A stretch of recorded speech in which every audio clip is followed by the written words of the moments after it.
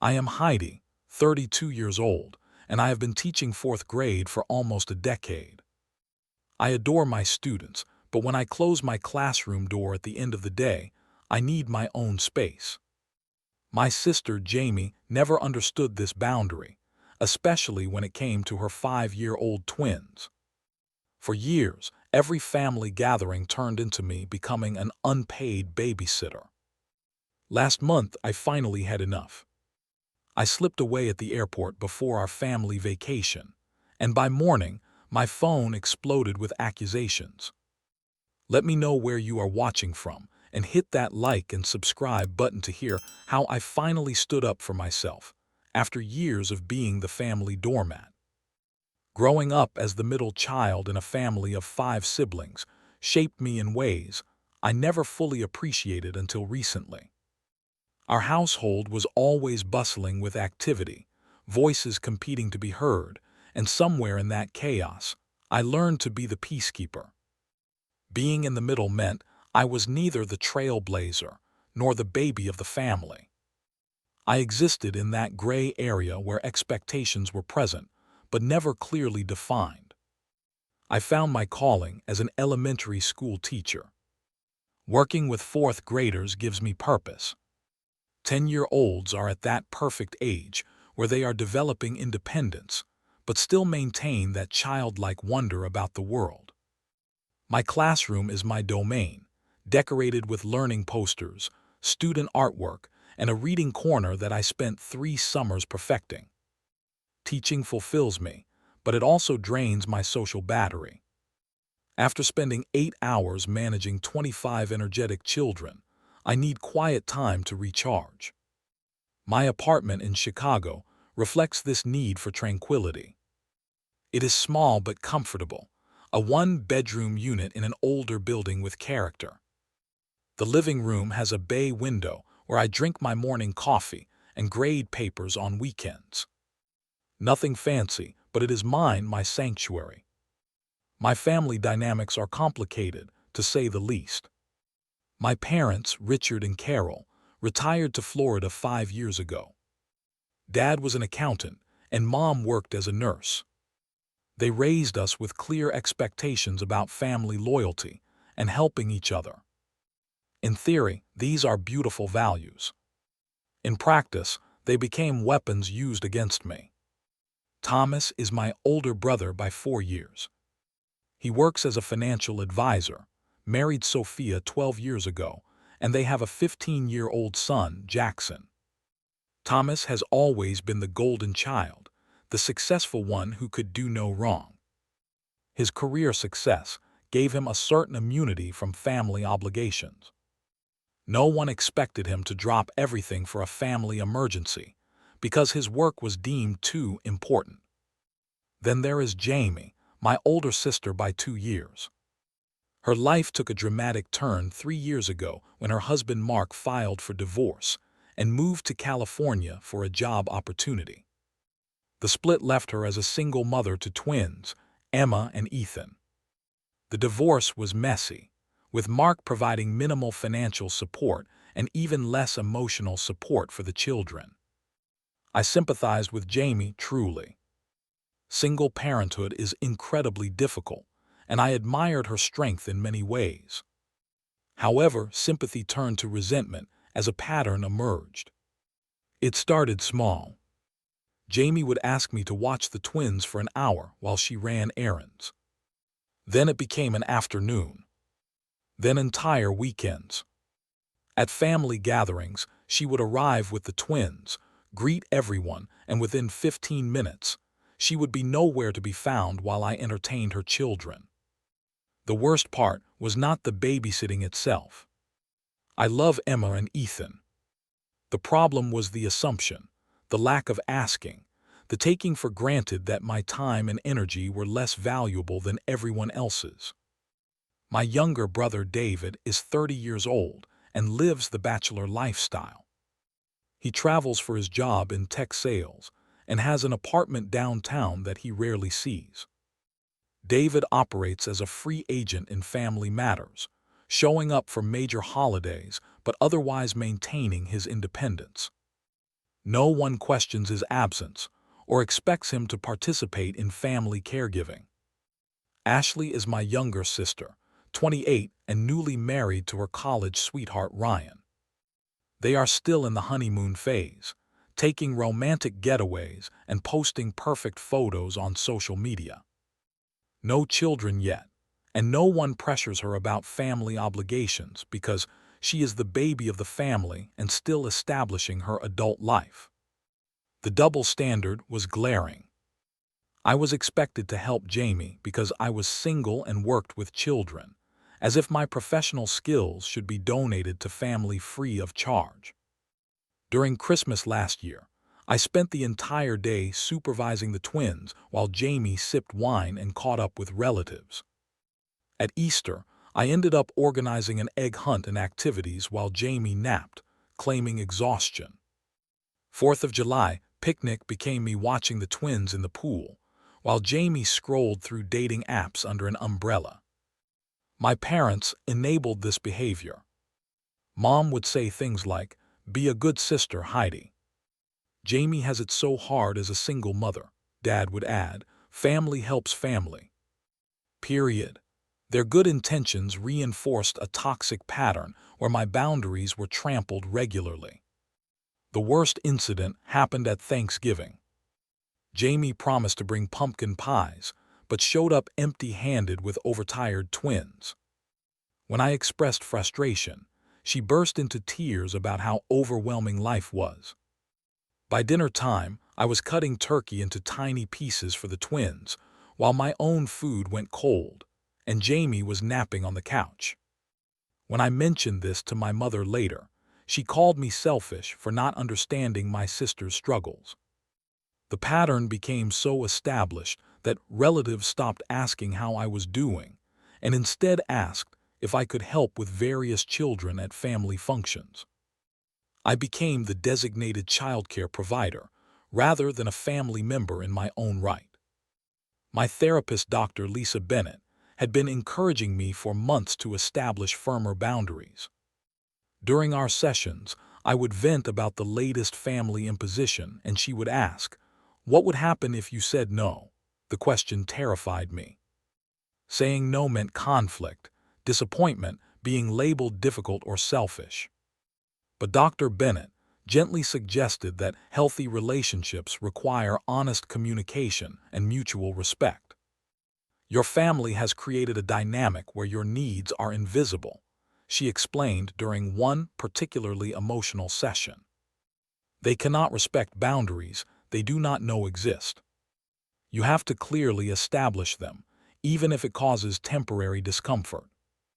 I nodded along in therapy, but struggled to implement this wisdom in real life. Each time I tried to assert myself, the guilt would overwhelm me.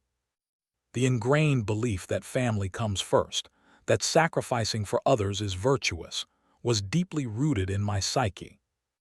Breaking free would require more courage than I thought I possessed. The idea for a family vacation started innocently enough. Mom sent a group text proposing we all go to Hawaii to celebrate their 40th wedding anniversary. It seemed like a perfect opportunity to reconnect as adults and create new memories. I was genuinely excited at first, imagining peaceful mornings on the beach, exploring the island, and evenings of meaningful conversation over tropical drinks. Our initial planning call set the dates for a 2-week stay in Maui, spanning from June 10th to June 24th. I immediately requested the time off from school, thrilled that the trip aligned perfectly with summer break. After years of staycations and budget-friendly weekend getaways, the prospect of an actual tropical vacation felt like a dream. I started researching activities, buying resort wear, and even took swimming refresher lessons at the local gym. The first red flag appeared during our second planning call. Jamie casually mentioned, "The resort has a kids' club, but it is a little pricey to use every day." I felt a familiar twinge of apprehension, but pushed it aside. Maybe she was just thinking aloud about her budget. But then she added, It will be so nice having family around to help with the twins. They love their Auntie Heidi so much. My stomach nodded. Was she already planning to use me as free childcare? I tried to redirect the conversation, mentioning some excursions I was interested in booking. "Oh, those sound fun," Jamie responded. "Maybe you could take Emma and Ethan along. They would love snorkeling with you." Before I could respond, Mom chimed in. "What a wonderful bonding opportunity for you and the twins, Heidi." A few days later, I called Ashley, hoping my younger sister might provide some clarity or support. "Have you noticed how Jamie keeps bringing up childcare for the Hawaii trip?" I asked. Ashley sighed. "I did notice, but I was hoping you would not mind. You are so good with the twins." "But this is supposed to be a vacation for all of us," I protested. "Including me." "I know," she replied hesitantly. "But Jamie is under so much stress, and the twins can be a handful on trips. Everyone just assumes you will help since you are a teacher and all." "Being a teacher does not mean I want to work during my vacation," I said, trying to keep frustration from my voice. "Maybe talk to Jamie directly," Ashley suggested, clearly uncomfortable with the conversation. 2 weeks before the trip, Mom organized a family dinner to finalize vacation details.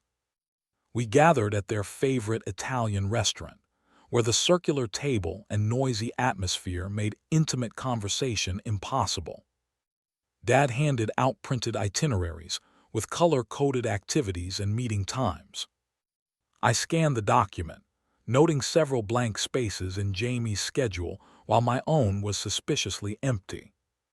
"I was thinking," Jamie announced over breadsticks, "that Monday would be perfect for me to try that spa package.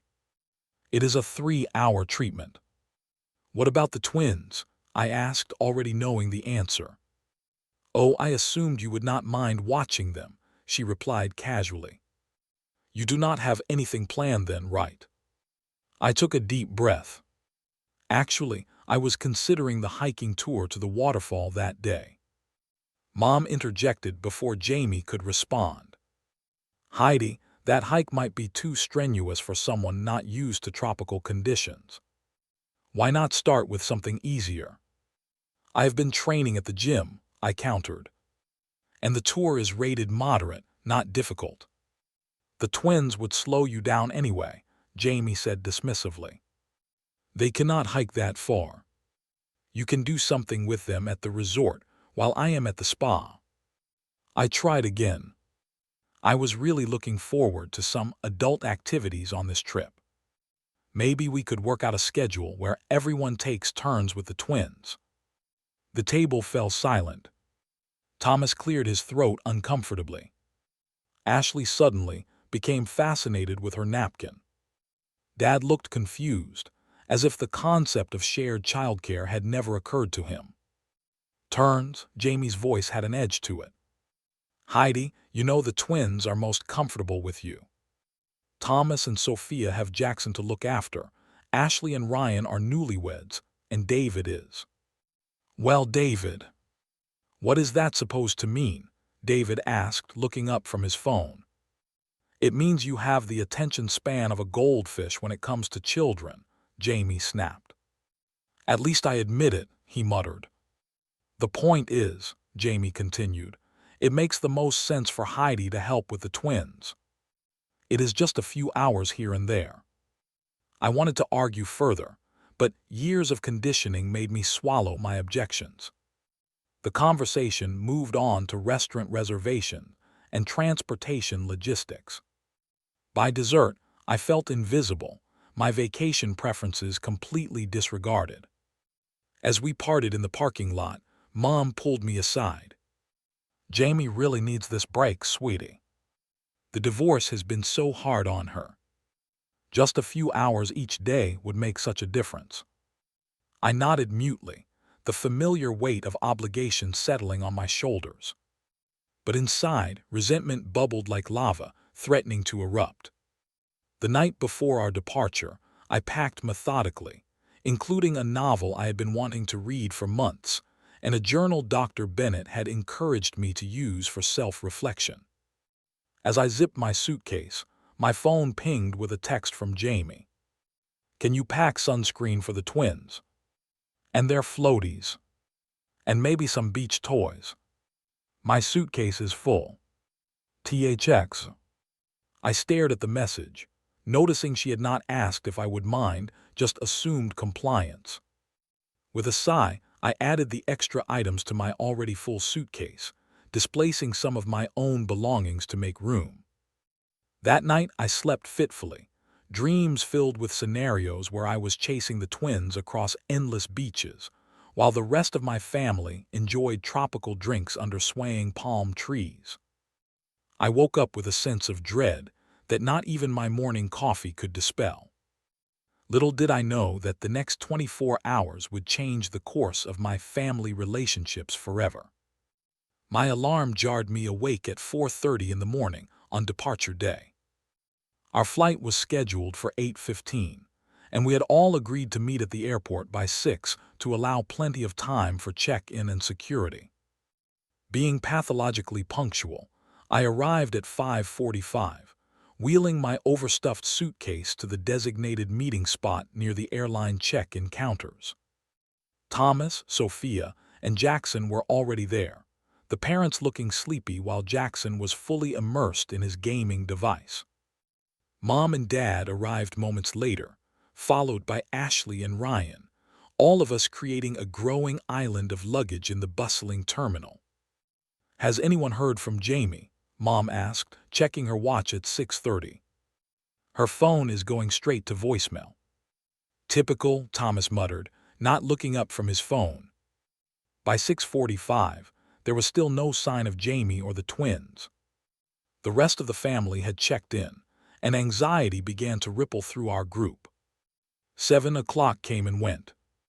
Just as Dad was suggesting someone go check the parking area, Jamie appeared, looking frazzled, with Emma and Ethan trailing behind her. Both children were whining, their clothes mismatched, hair uncombed. Sorry," Jamie called out, dragging 2 enormous suitcases while the twins carried small backpacks. Morning was chaos. The twins could not find their favorite stuffed animals, then there was a bathroom emergency, then traffic was terrible. Instead of acknowledging the stress she had caused everyone, Jamie immediately pivoted to her own needs. "Heidi, can you watch the twins while I check in? My bags are overweight, and I need to sort it out. Here are their passports and boarding passes." Before I could even respond, she thrust a folder into my hands and walked away, leaving me with 2 cranky 5-year-olds and her abandoned carry-on items. Emma immediately began complaining she was hungry, while Ethan announced he needed to use the bathroom again. "I will take him," Ashley offered, seeing my overwhelmed expression. I shot her a grateful look as I took Emma to find a breakfast option that would appease her very specific demands. 20 minutes and $15 later, Emma had a muffin she took 2 bites of before declaring she did not like it anymore. Meanwhile, Jamie was nowhere to be seen. 30 minutes stretched into 45, then an hour. Our boarding time was approaching, and the family was growing increasingly anxious. Dad tried calling her repeatedly, but her phone went to voicemail. "Where could she have gone?" Mom fretted. "We need to go through security soon." "I will try to find her," David offered, disappearing into the terminal crowd. Finally, an hour and 15 minutes after dropping off her children, Jamie reappeared, carrying shopping bags from airport boutiques and a tray with coffee cups. "Sorry that took so long," she said breezily.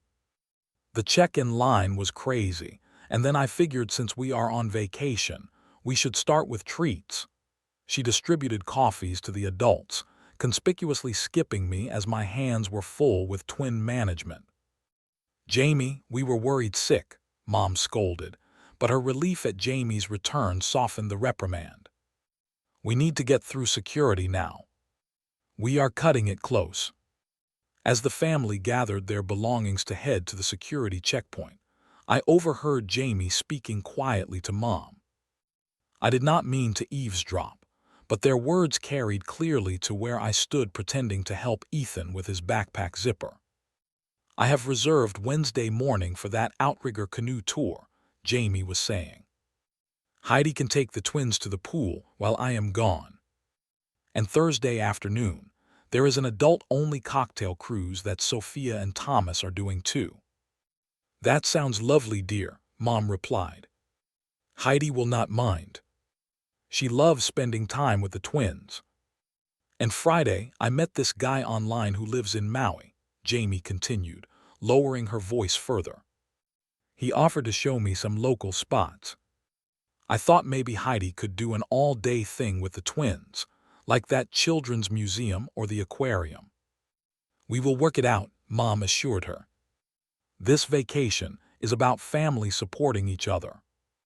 I stood frozen, my mind racing. They had planned my entire vacation without my input or consent. I was not going to Hawaii as a family member, but as an unpaid nanny. The realization hit me like a physical blow. With trembling fingers, I pulled out my phone and opened our family group chat. Scrolling up through messages I had missed or skimmed, I found an entire thread discussing a childcare schedule for the twins. My name appeared repeatedly, assigned to various time slots throughout the 2-week trip. Not once had anyone directly asked if I was willing to take on this role. Monday: Heidi with twins all day, Jamie spa day. Tuesday morning: Heidi with twins, Jamie sleep in. Tuesday afternoon: family beach day. Wednesday: Heidi with twins all day, Jamie canoe and lunch with old friend. Thursday: Heidi with twins evening, adult cruise for others. Friday: Heidi all day with twins, Jamie island tour.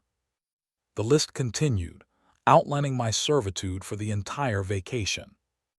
Not a single day was reserved for my own interests or activities.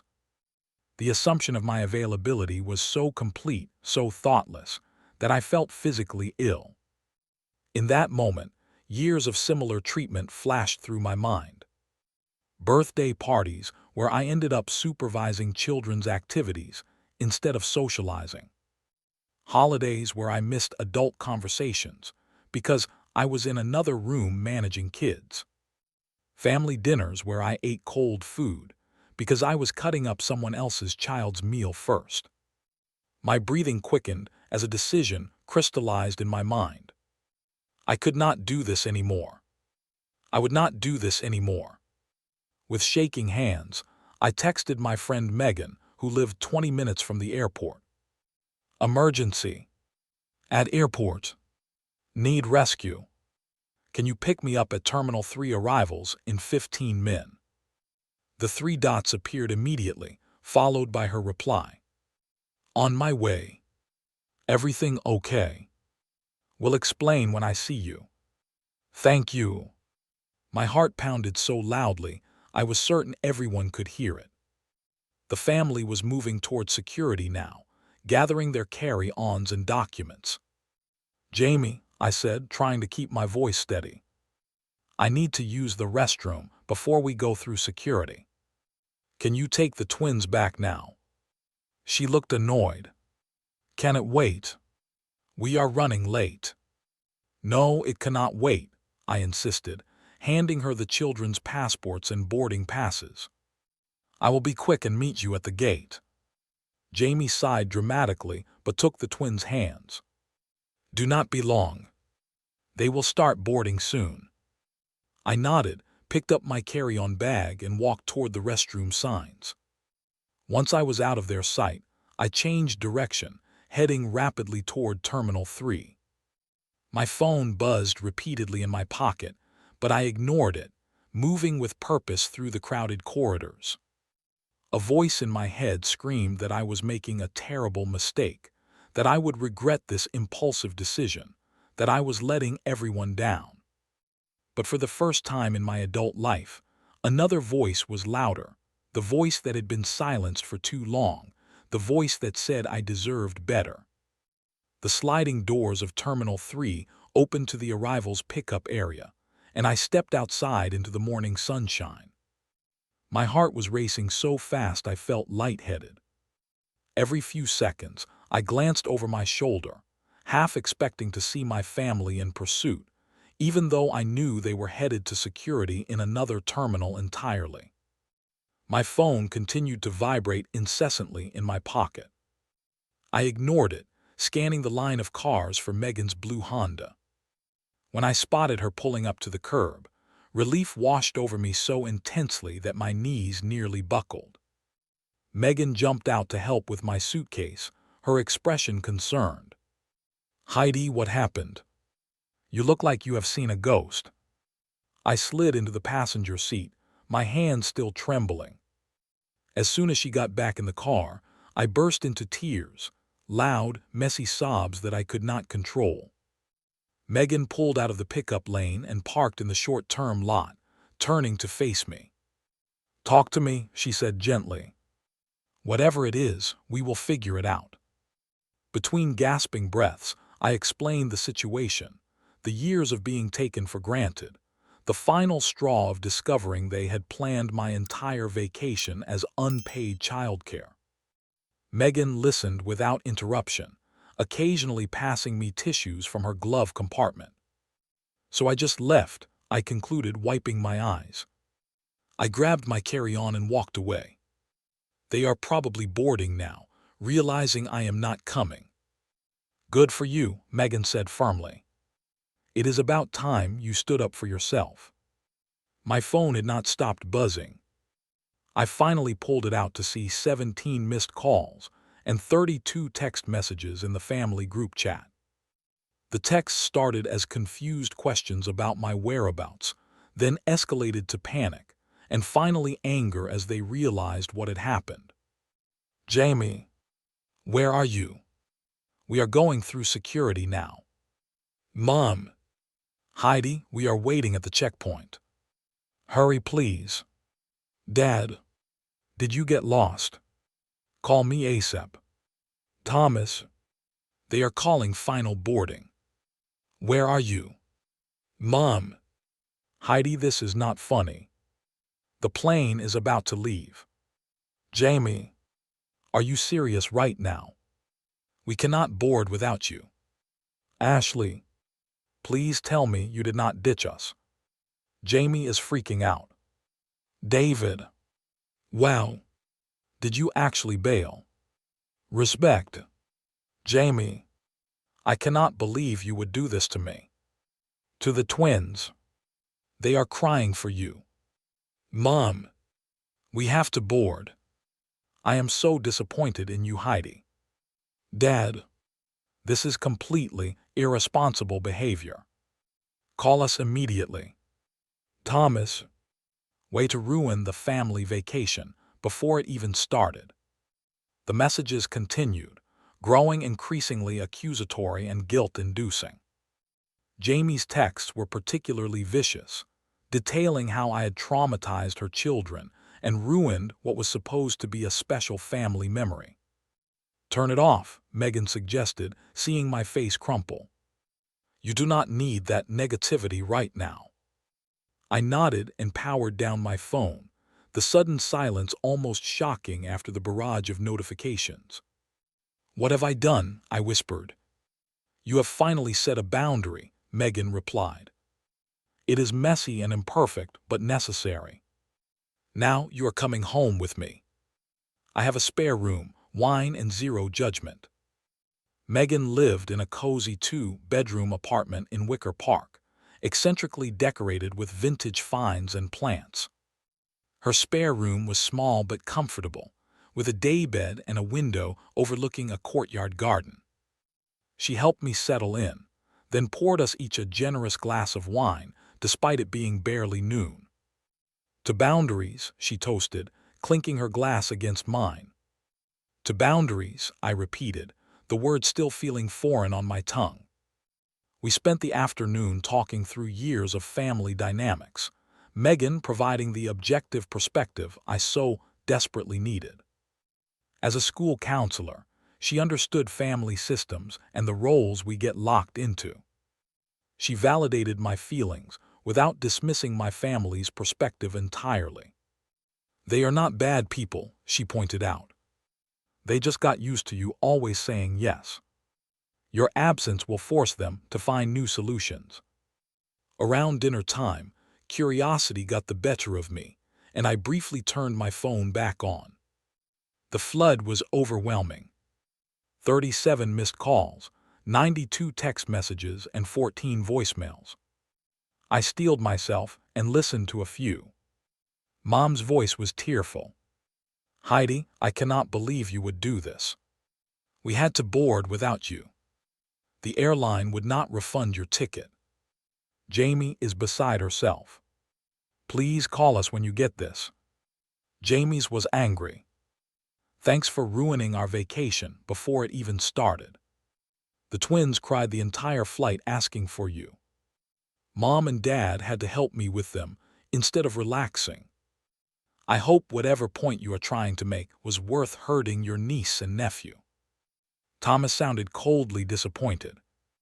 This was incredibly selfish and immature. "Mom and Dad are upset, Jamie is a mess, and now our vacation has a dark cloud over it. Congratulations." Surprisingly, there was one from David that struck a different tone. "Hey sis, not going to lie, I was shocked when we realized you had bounced.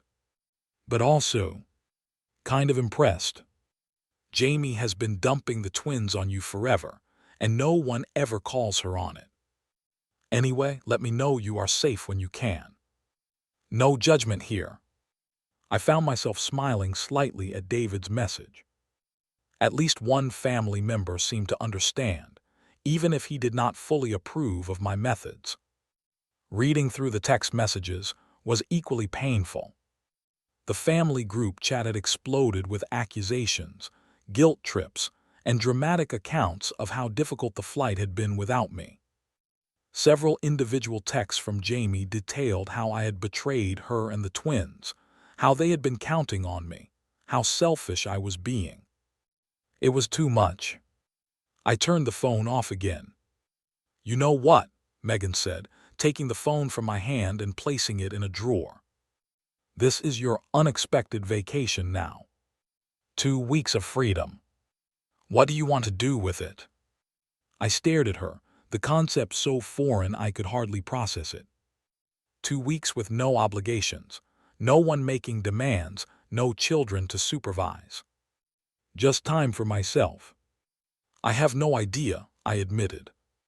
"I cannot remember the last time I did something just because I wanted to." Megan smiled. "Then that is our mission for the next 2 weeks. Operation Heidi's Desires. We will discover what you actually enjoy when no one is telling you what you should be doing." We spent the evening brainstorming local adventures and self-care activities, creating an alternative vacation that required no flights or family drama. For the first time in years, I felt a glimmer of excitement that was untainted by obligation. That night, lying in Megan's spare room, I experienced a confusing mixture of emotions. Guilt weighed heavily, along with anxiety about the eventual confrontation with my family. But beneath those familiar feelings was something new and fragile. A sense of liberation, of having finally acted in my own interest after a lifetime of putting others first. I fell asleep wondering if I would regret my decision in the morning, but also secretly hoping I would not. I woke to sunshine streaming through unfamiliar curtains, momentarily disoriented until I remembered where I was and what had transpired the day before.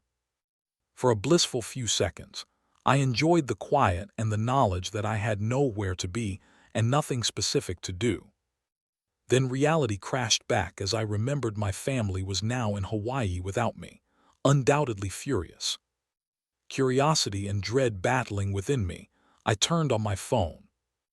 It immediately began buzzing like an angry hornet, notifications flooding the screen.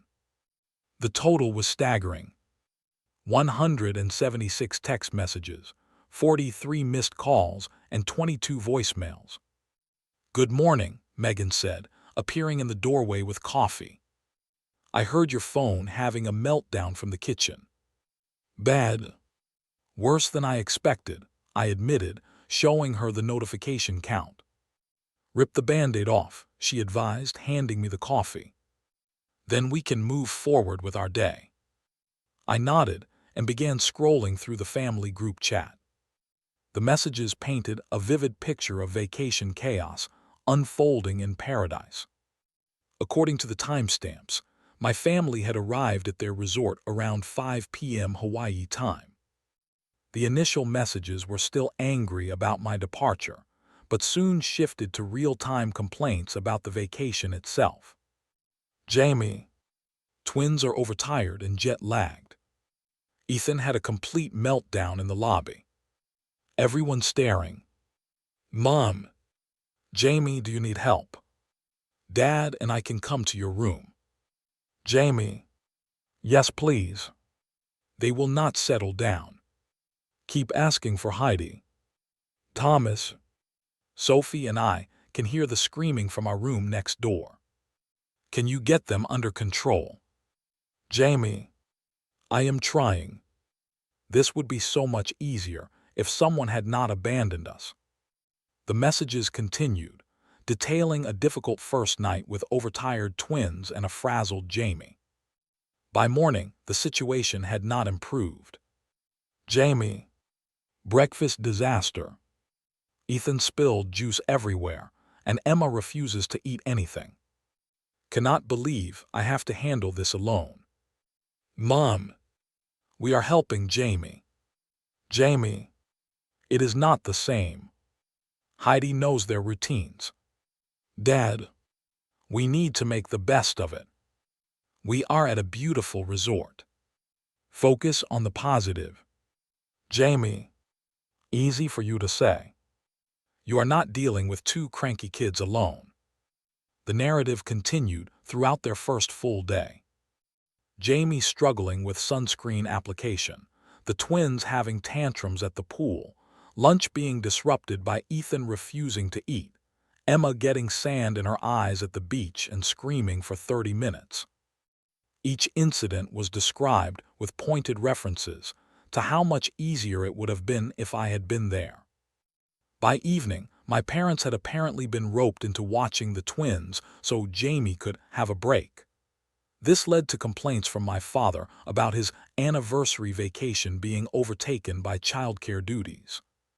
Thomas and Sophia had taken Jackson on an excursion to avoid the twin drama, leading to accusations from Jamie that they were not being supportive.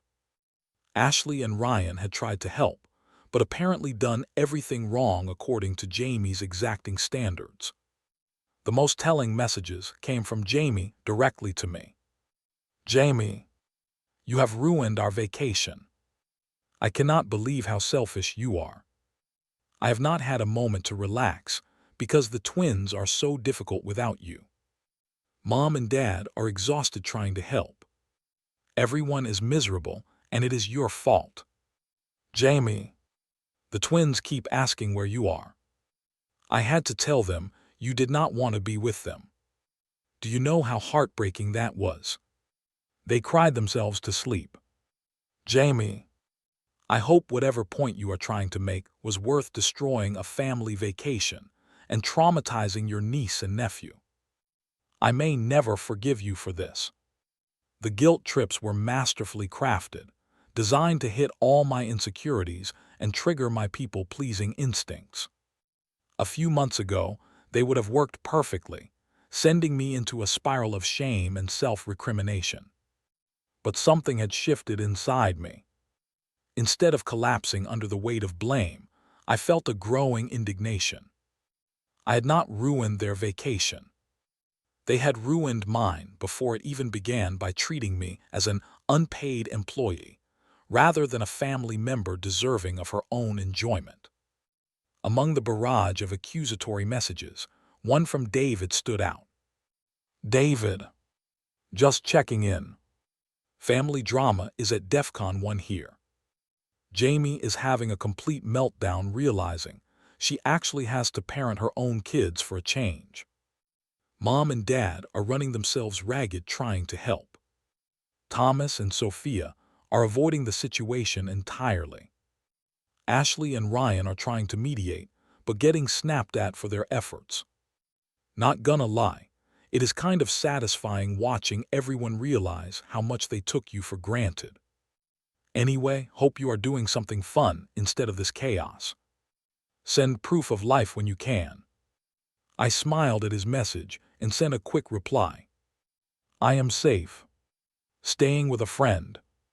Processing everything. Thanks for checking in. He responded almost immediately. Glad you are okay. For what it is worth, I think they needed this wake-up call. Jamie told everyone explicitly that you would handle childcare. She had your whole schedule planned out. Not cool. That confirmation strengthened my resolve. Did she tell everyone that before or after discussing it with me? I asked. Before. Weeks ago.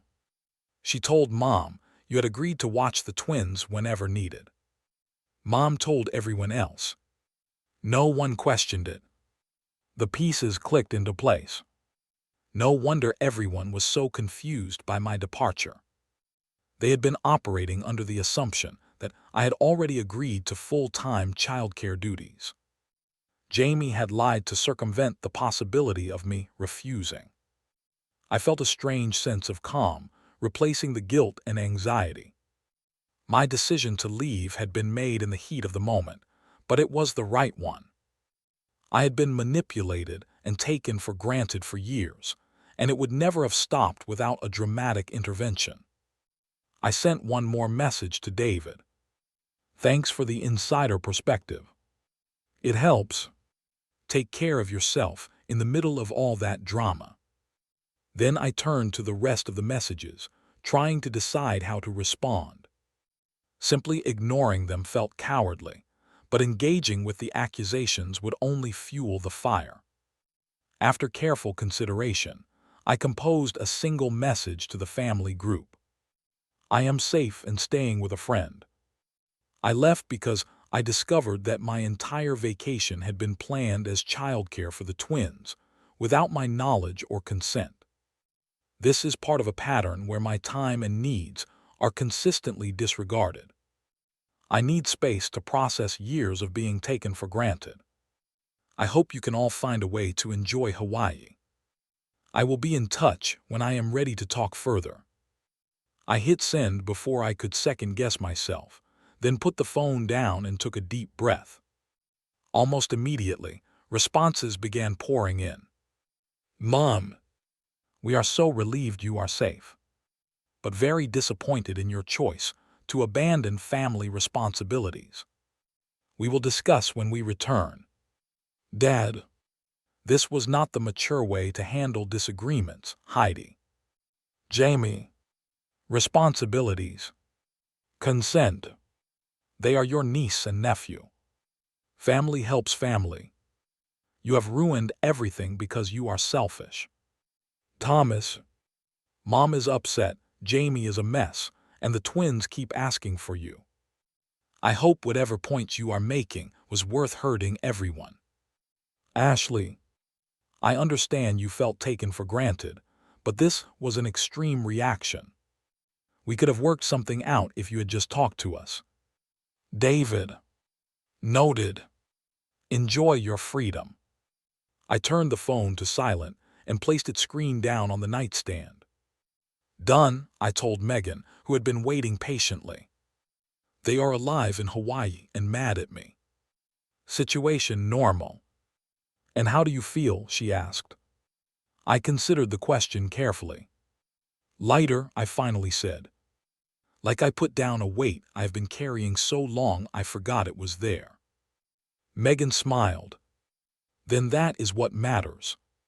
Now, are you ready for day one of Operation Heidi's Desires? I was thinking we could start with brunch at that new place on Milwaukee Avenue, then maybe the art museum. I nodded, pushing thoughts of family drama aside. That sounds perfect. For the first time in longer than I could remember, I was about to spend a day doing exactly what I wanted, without considering anyone else's needs or preferences. The novelty was both terrifying and exhilarating.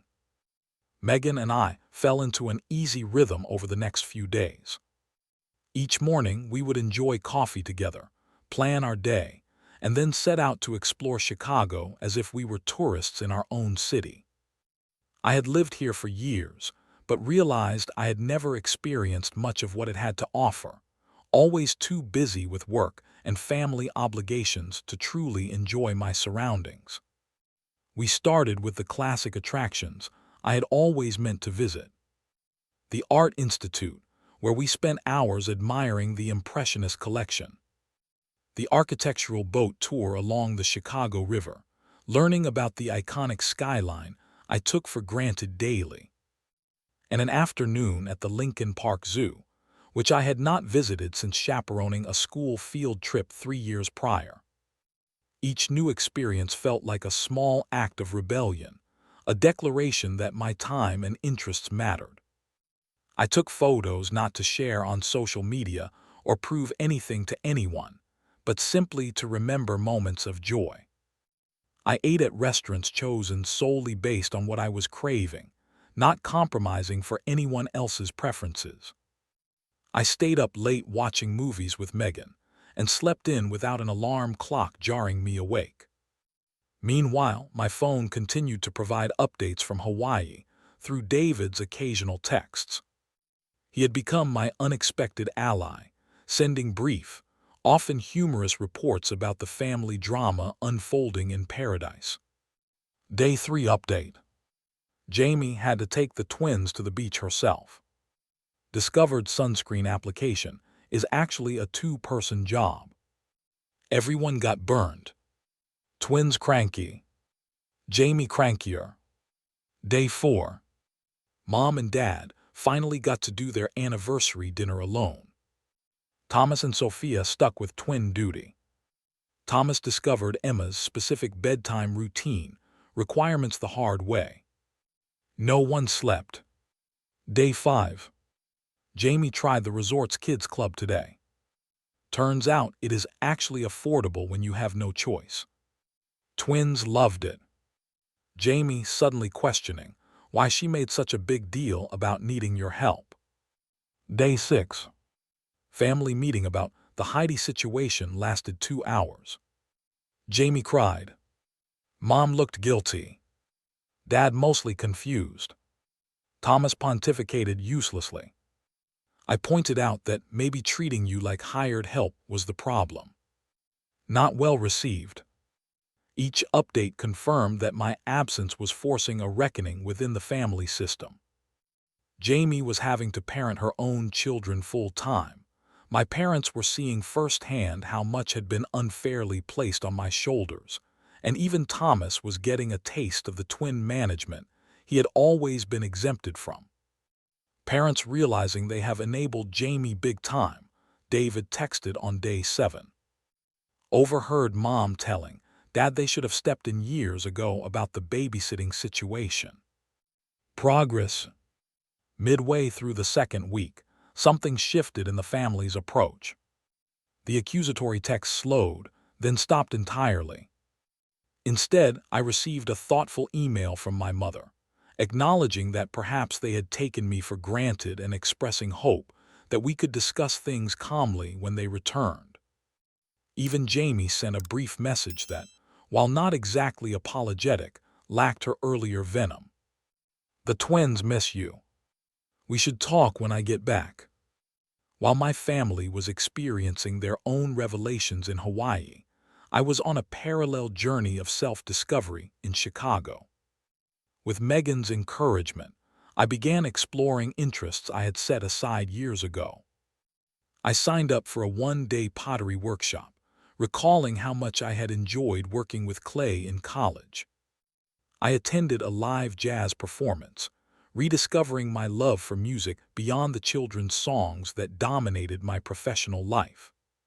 Most significantly, I began meeting with Dr. Bennett twice weekly, using the unexpected free time to dive deeper into therapeutic work. We explored the roots of my people-pleasing tendencies, tracing them back to childhood dynamics as the overlooked middle child, seeking approval through helpfulness and compliance. What you did at the airport was a breakthrough moment, Dr. Bennett told me during our third session that week. It was messy and impulsive, yes, but it represented you finally prioritizing your needs after years of sublimating them. But I hurt people in the process, I pointed out. The twins did not deserve to be abandoned. You did not abandon the twins, she corrected firmly. You removed yourself from a situation where adults were taking advantage of you. There were 4 other adults who could care for those children. Your absence forced them to step up, which is actually healthier for everyone in the long run. She assigned me homework to practice saying no to small requests without justification or apology. It felt uncomfortable at first, years of conditioning making me want to explain and excuse myself. But with practice, it became easier. No, I could not cover a colleague's recess duty. No, I did not want to join a committee planning the school fundraiser. No, I would not take on extra students during my prep period. Each refusal was a tiny revolution, a reclaiming of time and energy that rightfully belonged to me. And surprisingly, the world did not collapse. People adjusted, found other solutions, and continued to treat me with respect, perhaps even more so. Megan also introduced me to her wider circle of friends, people who knew nothing of my family dynamics and had no expectations of me beyond common courtesy. I found myself opening up in these new social settings, sharing opinions I would have kept to myself in family gatherings, laughing more freely, and discovering aspects of my personality that had been suppressed in my role as the family caretaker. One evening, after a particularly enjoyable dinner with Megan's friends, I realized I had gone an entire day without checking my phone for family updates. When I mentioned this to Megan, she smiled. "That is what healthy independence feels like," she said. "You are existing for yourself, not as an extension of their needs." As the 2-week mark approached, I began preparing mentally for my family's return and the inevitable confrontation. I knew the conversation would be difficult, but for the first time, I felt equipped to stand my ground. The distance had given me perspective, and the therapeutic work had strengthened my resolve. "Remember," Dr. Bennett advised during our final session before the family's return, "you are not asking for permission to have boundaries. You are informing them of boundaries that already exist. The only negotiable part is how they choose to respect them." I nodded, rehearsing the points I wanted to make, the examples I wanted to cite, the changes I needed to see moving forward. I was nervous but no longer afraid. Whatever happened, I would not return to the old patterns. That version of Heidi, the doormat who said yes to everything at her own expense, had been left behind at the airport. The night before my family's scheduled return, David texted, "Heading home tomorrow. Family seems to have processed some stuff. Jamie might actually have had a revelation or two. No promises, but maybe be prepared for a slightly less hostile reception than you are expecting. See you soon, rebel sister." I smiled at his message, feeling cautiously optimistic. The 2 weeks had changed me irrevocably. Perhaps it had changed them too. The day of my family's return from Hawaii arrived with a mix of sunshine and scattered clouds, an appropriate metaphor for my emotional state. I had moved back to my own apartment the previous day, thanking Megan profusely for her sanctuary and support during my impromptu staycation. By mutual agreement, the family gathering was scheduled for that evening at my parents' house. I arrived intentionally early, wanting to ground myself in the space before everyone else arrived. Mom opened the door, her face a complex mixture of relief, lingering disappointment, and uncertainty. "Heidi," she said simply, opening her arms for a hug. I stepped into her embrace, noting the familiar scent of her perfume mixed with the lingering traces of tropical sunscreen. We held each other for a long moment before she pulled back to study my face. "You look different," she observed. "Rested." "I am," I replied honestly. "It was a good 2 weeks." She nodded, an unspoken acknowledgement passing between us. "Come help me finish setting up," she said, leading me to the dining room where she was arranging a simple spread of sandwiches and salads. I thought a light dinner would be best. Everyone is still adjusting to the time difference. We worked side by side in comfortable silence, the familiar routine of family meal preparation temporarily bypassing the tension of our situation. Dad joined us shortly, giving me an awkward but genuine hug before busying himself with drink preparations. Thomas and Sophia arrived next with Jackson, who immediately disappeared upstairs to the guest room that contained the video game console. Thomas approached me with the stiff formality he reserved for uncomfortable situations. "Heidi," he began, "I hope you—" "Let us wait until everyone is here," Mom interjected gently. "We agreed to discuss everything together, remember?" Thomas nodded, retreating to help Dad with the drinks. Sophia gave me a small smile that contained a hint of newfound respect. Ashley and Ryan arrived moments later, Ashley rushing to hug me with genuine affection. "I missed you," she whispered. "It was weird without you." David sauntered in last, giving me a conspiratorial wink before announcing, "Jamie just pulled up.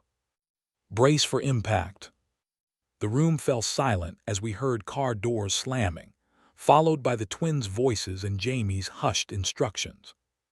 When they entered, Emma and Ethan spotted me immediately. "Auntie Heidi," they cried in unison, breaking free from Jamie's grasp to launch themselves at me.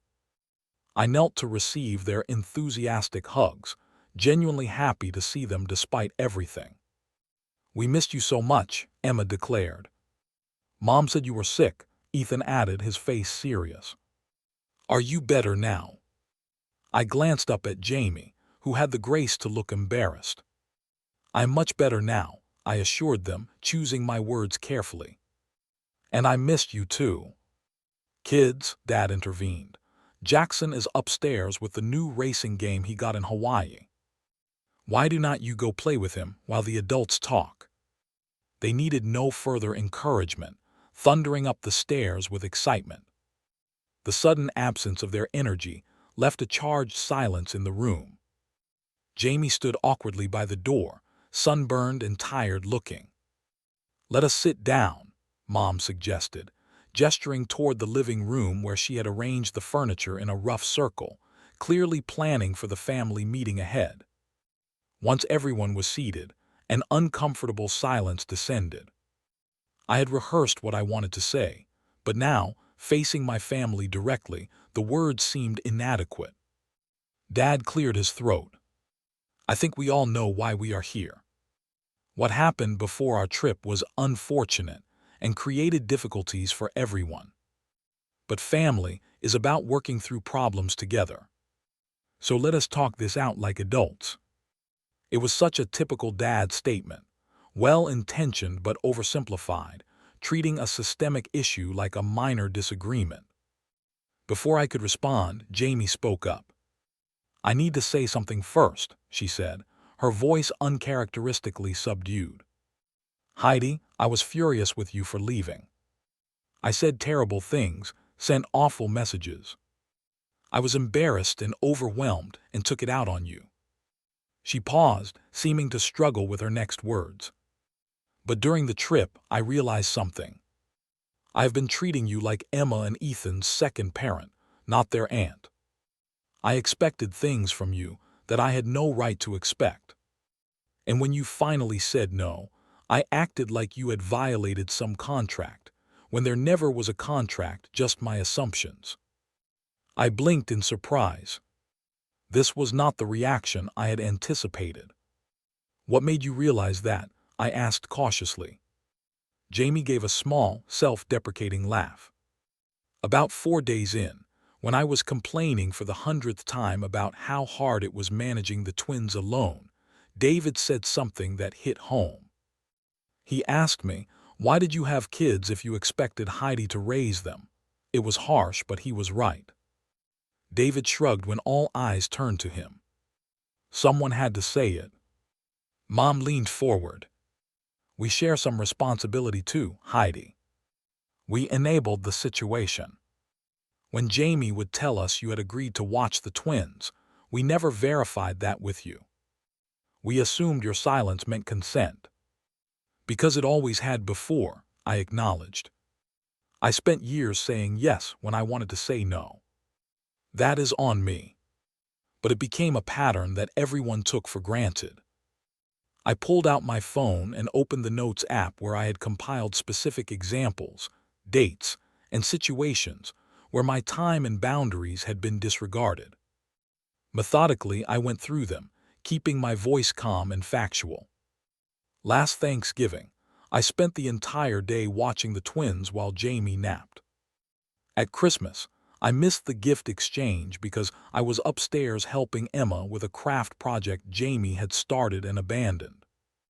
At Ashley's wedding, I missed the ceremony because Ethan had a meltdown and Jamie asked me to take him outside. With each example, Jamie's expression grew more chastened. The rest of the family exchanged uncomfortable glances, recognizing the truth in my words. The Hawaii trip was just the culmination, I concluded.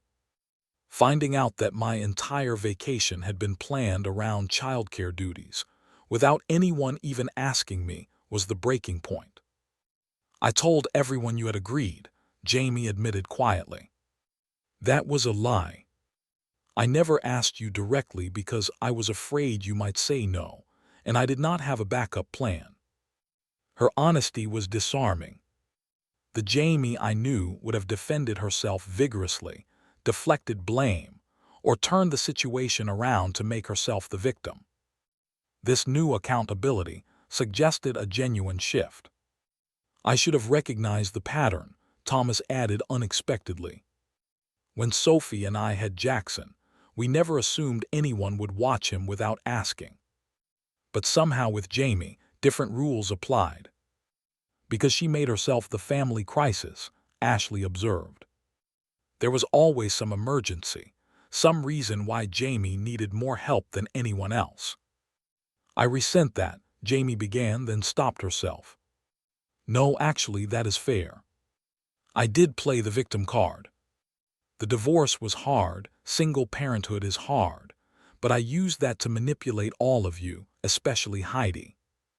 The conversation continued for over 2 hours, delving into family patterns that had been established since childhood. Mom cried when admitting she had favored Jamie's needs over mine repeatedly. Dad acknowledged his discomfort with conflict had led him to enable unhealthy dynamics rather than address them. Even Thomas, usually the detached observer, admitted he had benefited from the uneven distribution of family responsibilities, never offering to help with the twins because Heidi was the designated childcare provider. As the discussion progressed, something remarkable happened. Instead of defensiveness or blame, solutions began to emerge. Jamie proposed creating a formal system for requesting childcare, with the understanding that no was a complete answer that required no justification. "And I am enrolling in a parenting class," she added. "I need better tools for managing the twins myself. It is not fair to rely on everyone else." Mom and Dad committed to no longer acting as intermediaries or making assumptions about my availability. "We will direct Jamie to ask you directly," Dad promised. "And we will respect whatever answer you give." Ashley and Ryan offered to take the twins for regular sleepovers to give Jamie breaks and to build their own relationship with their niece and nephew.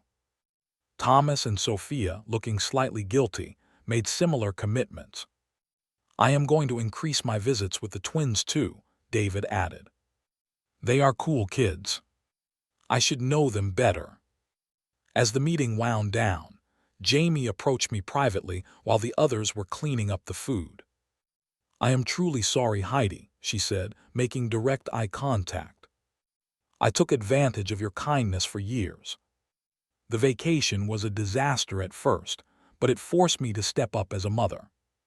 The twins and I actually connected in ways we never had before, once I stopped pawning them off on everyone else. That is good to hear, I responded sincerely. I would like us to rebuild our relationship, she continued. Not as free childcare provider and overwhelmed mom, but as sisters. Maybe we could do coffee once a week. Just us. The offer surprised me, but I nodded. I would like that. 3 months after the Great Hawaii Escape, as David had dubbed it, our family dynamics had shifted in ways I never thought possible. Jamie had completed her parenting class and was implementing new strategies with the twins. When she needed help, she asked directly and accepted refusals gracefully.